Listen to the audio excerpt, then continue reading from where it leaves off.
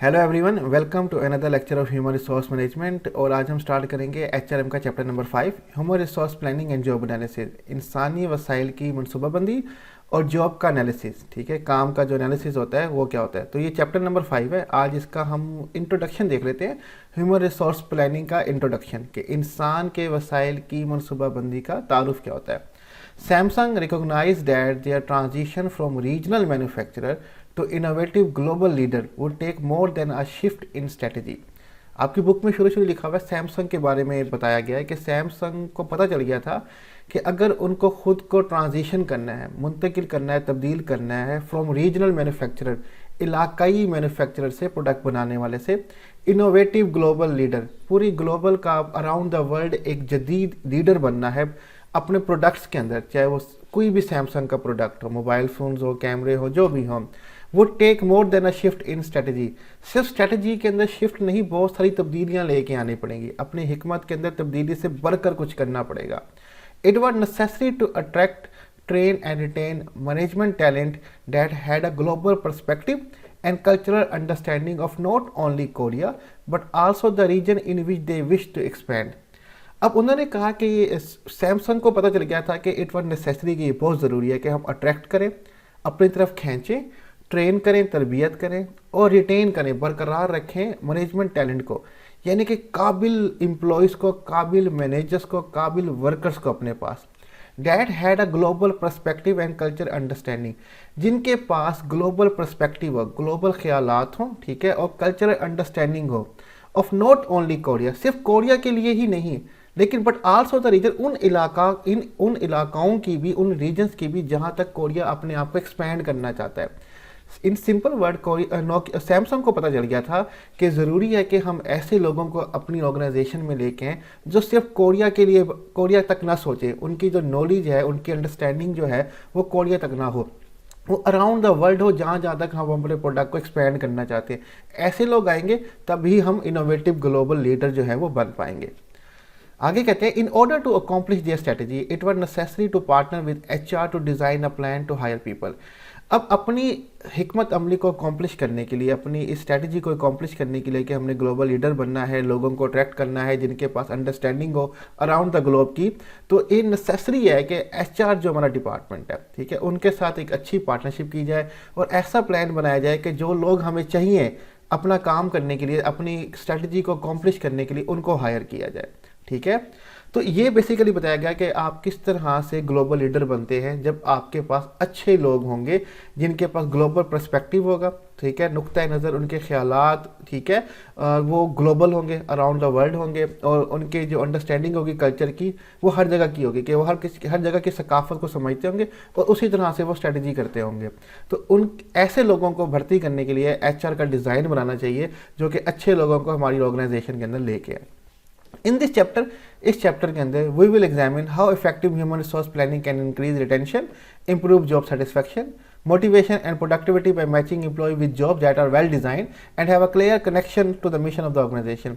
अब इस चैप्टर के अंदर हम एग्जामिन करेंगे कि किस तरह से इफेक्टिव हो सकती है ह्यूमन रिसोर्स प्लानिंग, जो इंक्रीज करती है रिटेंशन, यानी कि एम्प्लॉय को बरकरार रखती है, वो अपनी ऑर्गेनाइजेशन में रहते हैं। इम्प्रूव जॉब सेटिस्फेक्शन, किस तरह से एम्प्लॉयज़ की जो जॉब सेटिस्फेक्शन है कि वो काम में इत्मीनान फील करते हैं, वो बढ़ाई जाए। ठीक है, मोटिवेशन, उनको रीज़न दी जाए, उनको इनकरेज किया जाए कि आपने ये काम कैसे करना है, किस तरह से करना है, और अपने काम में मोटिवेटेड रहें। एंड प्रोडक्टिविटी, और कैसे हमने प्रोडक्टिविटी, पैदावार को बढ़ाना है, बेहतर करना है। इस चैप्टर में हम सब कुछ इसके बारे में देखेंगे।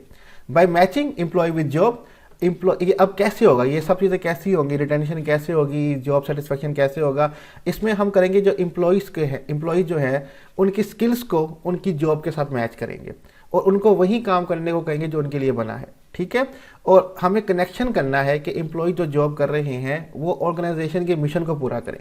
ठीक है, कि ऑर्गेनाइजेशन का जो मिशन है, जो ऑब्जेक्टिव है, वो पूरा होना चाहिए। इस चैप्टर में हम यही चीज़ों के बारे में स्टडी करेंगे। आगे थोड़ा सा और देख लेते हैं। The organization's mission guides our strategy and structure. The link between the mission and the work people do should be clear on every level. अब ऑर्गेनाइजेशन का जो मिशन होता है, यानी कि पर्पस जो होता है, स्टेटमेंट जो होती है मिशन स्टेटमेंट की, वही गाइड करती है तमाम स्ट्रेटजीज को और स्ट्रक्चर को, कि हमें क्या हिकमत अमली अपनानी चाहिए, और स्ट्रक्चर यानी कि किस तरह का ऑर्गेनाइजेशन का ढांचा होना चाहिए, कौन सा शख्स क्या काम करेगा, कैसे काम करेगा, क्या उसका लेवल होगा, ये ऑर्गेनाइजेशन का मिशन जी है वही गाइड कर रहा होता है। अब जो लिंक है ऑर्गेनाइजेशन के मिशन का और जो लोग काम करते हैं, वर्क पीपल डू, वो जब क्लियर होगा एवरी लेवल पे, तब भी सब चीज़ें ठीक हो पाएंगी, अदरवाइज नहीं हो पाएंगी। ठीक है, तो उसकी एक डायग्राम बताई गई है कि किस तरह से मिशन जब होगा वो हमें गाइड करेगा। तो सबसे पहले हमें मिशन पता होना चाहिए। Determining what business the organisation will be, कि बिजनेस क्या कारोबार कर रही है हमारी ऑर्गेनाइजेशन, उसके कारोबार का मकसद क्या है, वो करती क्या है, क्या काम है उसका, ये क्लियर होना चाहिए। ठीक है, फिर objectives and goal, setting goals and objective. ठीक है, जब हम मिशन स्टेटमेंट को या मिशन को ब्रेक डाउन करते हैं छोटे पार्ट में, तो हमारे गोल्स और ऑब्जेक्टिव बन जाते हैं। तो हमें सेट करने हैं हमारे गोल्स और ऑब्जेक्टिव क्या क्या है। जैसे किसी शख्स ने डॉक्टर बनना है, ठीक है, उसका एक मिशन है कि मुझे डॉक्टर बनना है, लोगों के लिए कुछ करना है, भलाई के लिए कुछ करना है, तो वो अपने गोल्स और ऑब्जेक्टिव बनाएगा कि मैट्रिक में इतने मार्क्स, बायो रख के फिर एफएससी में इतने मार्क्स वगैरह वगैरह, तो ये अचीव होंगे तो मैं वहाँ तक पहुँच पाऊँगा।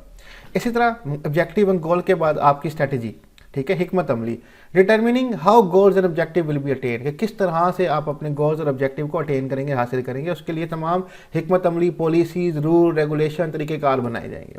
स्ट्रक्चर, ढांचा बनाया जाएगा। Determining what jobs need to be done and by whom, कि क्या क्या काम करना है और किसने करना है। ठीक है, कौन मैनेजर होगा, कौन एम्प्लॉई होगा, कौन सीईओ होगा, कौन सीएफओ होगा, कौन मार्केटिंग का ऑफिसर होगा, कोई फाइनेंस का चीफ होगा, क्या क्या काम है और कौन कौन वो करेगा, ये सब यहाँ पे स्ट्रक्चर में बनाया जाता है। और finally people, matching skills, knowledge and ability to require job, और फिर जो मैचिंग स्किल, हमें लोगों की जो स्किल्स हैं, महारतें हैं, उनका जो नॉलेज है और उनकी जो काबिलियत, एबिलिटीज़ हैं, उनको जॉब के साथ मैच करना है। ठीक है, तब भी हमारी ऑर्गेनाइजेशन के ऑब्जेक्टिव जो है वो पूरे हो पाएंगे। यही हमारा मिशन जो है हमें गाइड करता है कि हमें क्या स्ट्रेटजी अपनानी है और किस तरह से स्ट्रक्चर हमने बनाना है। तो हम ह्यूमन रिसोर्स प्लानिंग में यही देखेंगे कि किस तरह से लोगों को हमने ऑर्गेनाइजेशन में लेके आना है जो टैलेंटेड है, किस तरह से उनको रिटेन करना है, किस तरह से जॉब सेटिस्फेक्शन होगी, ये सारी डिटेल हम इस चैप्टर में आगे डिटेल में देखेंगे। तो आज का लेक्चर यहीं पर हमारा एंड होता है। ये एक इंट्रो था, आपकी बुक का पहला और दूसरा पेज है, तो उसी को हमने क्लियर कर दिया है। आई होप कि आपको लेक्चर की समझ आ गई होगी। स्लाइड्स का लिंक डिस्क्रिप्शन में दे दिया जाएगा, आप वहाँ से डाउनलोड कर सकते हैं, और कोई भी क्वेश्चन और टॉपिक से रिलेटेड आप हमसे कमेंट में पूछ सकते हैं। अपना ख्याल रखिएगा, खुदा हाफिज़।